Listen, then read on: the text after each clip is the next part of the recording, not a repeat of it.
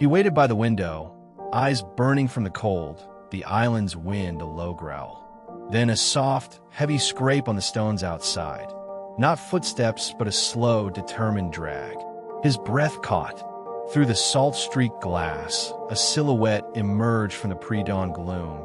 Not human, but undeniably there, a glistening weight moving with ancient effort. In its mouth, a fresh fish. We will witness a bond forged in a forgotten storm, a silent vigil that defied logic, and a love so profound it would rewrite his lonely existence. But the full truth, when it came, was a current no one could have predicted. Silas had embraced isolation for decades. St. Jude's Head Lighthouse was his dominion, a stone mast against the relentless Atlantic, its beam a solitary pulse. The island, a jagged, wind-scoured rock, offered no human company, miles from the mainland's whisper. His days were a quiet rhythm of polished brass, lamp checks, and silent contemplation of the indifferent sea.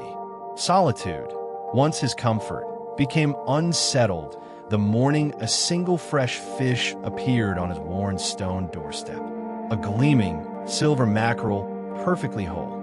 Silas stared, a cold knot tightening in his gut. No boat had come for weeks. No print marred the damp sand of his tiny cove, nor the dew-kissed moss on the rocks. He patrolled his small domain.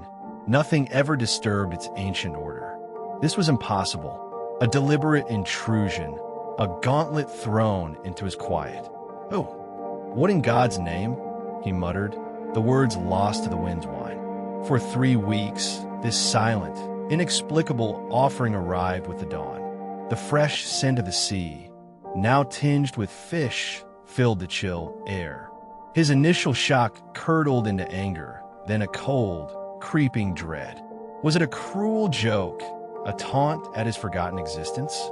He locked his heavy oak door nightly, futile against miles of ocean, yet a shred of control. He scoured rocks for clues, a hidden vessel, a washed-away footprint. He found only the familiar, empty expanse. Sleep became a battle, his mind a relentless churn. The island's silence, once a comfort, now felt watchful, complicit. This phenomenon chipped away at his composure, leaving him raw. The thought of being mocked or silently observed gnawed at him. He couldn't endure another morning of that silent accusation. One grim twilight, as the lamp pulsed its lonely beat, Silas resolved to break his routine. He would not sleep. He would wait. Silas spent the night hunched in a wooden armchair by the window, wrapped in thick wool. The island's relentless cold seeped into his bones, and his eyes, burning from hours of strained vigil, ached with the effort of piercing the pre-dawn gloom. Every creak of the old house, every gust rattling the panes, was a false alarm. His anger had cooled, leaving a profound exhaustion, an almost desperate need for clarity. The first hint came not from sight, but from sound. As the eastern sky began to bleed a faint, bruised purple, he heard it, a soft, heavy scrape on the rough-hewn stones outside. Not the crisp thud of footsteps, nor the slither of sand, but something dragging itself, slowly, laboriously, up the rock face the lighthouse anchored to. A shiver, colder than the morning air, traced a path down his spine. He pressed his face to the cold glass, breath fogging the pain. Then, emerging from the lingering shadows near his doorstep, a shape. Not human. This was low to the ground, sleek and dark, glistening with sea spray. A gray seal, scarred and remarkably thin, pulling its heavy body with tired flippers. A silver fish held with delicate precision in its mouth. It reached his step, laid the offering gently, then lifted its head. For a long, silent moment, its dark, patient eyes met Silas's through the glass. No malice, no mockery, only a profound, silent gaze. Then, with a heavy sigh, it turned, sliding back down the rocks, melting into the black water. Silas stood frozen, his mind reeling, exhaustion momentarily forgotten. Then a jolt, a memory, cold and clear as the lighthouse beam pierced his bewilderment. Months earlier, during a savage autumnal storm, he had found a young seal, half drowned and hopelessly tangled in a discarded fishing net, its small cries almost swallowed by the gale. He'd spent a freezing, desperate night cutting it free, warming its shivering body, guiding it back to the tumultuous sea. He'd watched it vanish, never expecting to see it again. The creature on his step, scarred and resilient, was undeniably his seal. But why now? Why, after all this time, would it return, climbing a sheer cliff every night for a man it barely knew? The strange, silent offerings had deepened from a cruel joke into a question that resonated deeper than the wind's lonely howl. A week passed, the seal's daily pilgrimage deepening into profound bewilderment. Silas watched for it each morning with new reverence. Each fresh fish was a silent, persistent query, the why a constant, low thrum beneath his gaze. Then, the sky turned a bruised purple. The barometer plummeted. The sea began to roar, a beast unleashed. Rain lashed. Wind shrieked through the stones. Silas, old bones protesting, began his solitary ascent up the iron spiral to check the lamp mechanism, hand cold on the damp rail.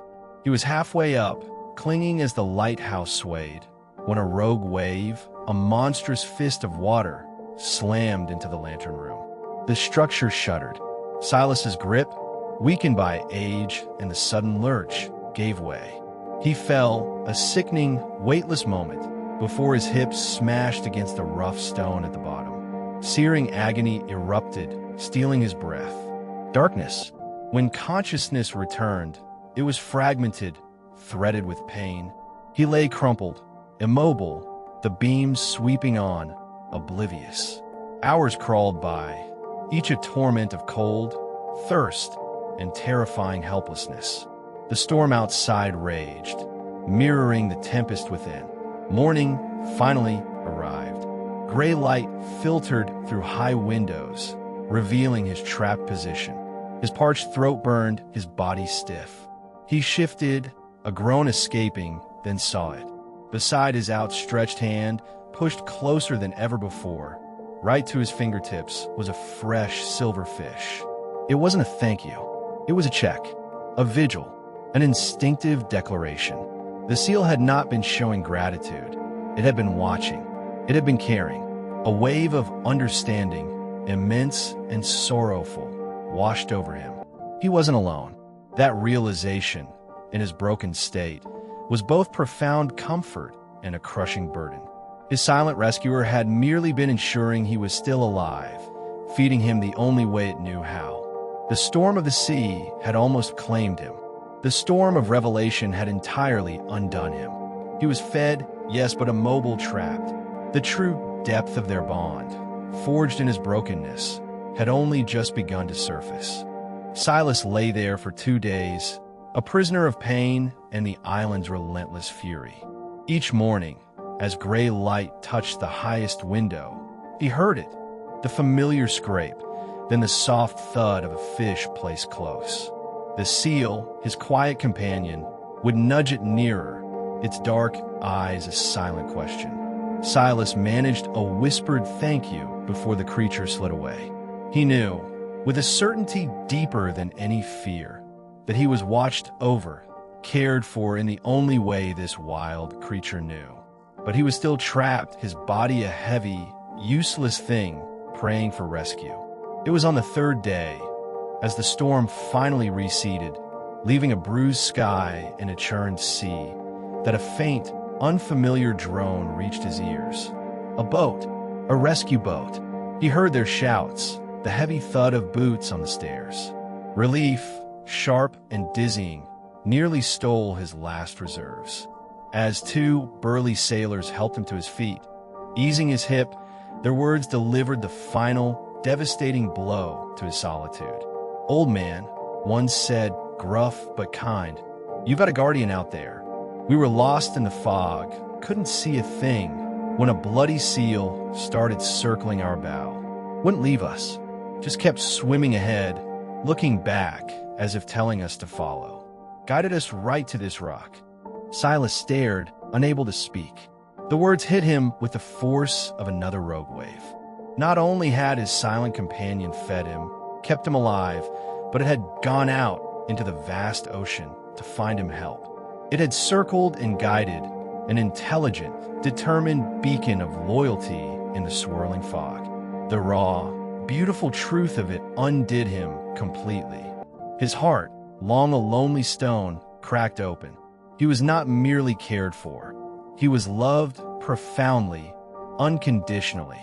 Every morning after that, the old keeper set a fish of his own on the stone step, because now he was certain someone loved him, and this time he was right. The old keeper found solace not in solitude, but in a bond that defied expectation, a silent promise whispered on the tide. His world, once a lonely rock, now held the profound warmth of an unspoken love. If this quiet tale of connection touched your heart, consider subscribing for more stories like this. And we'd love to hear, have you ever experienced a profound, unspoken understanding with an animal companion? Share your story below.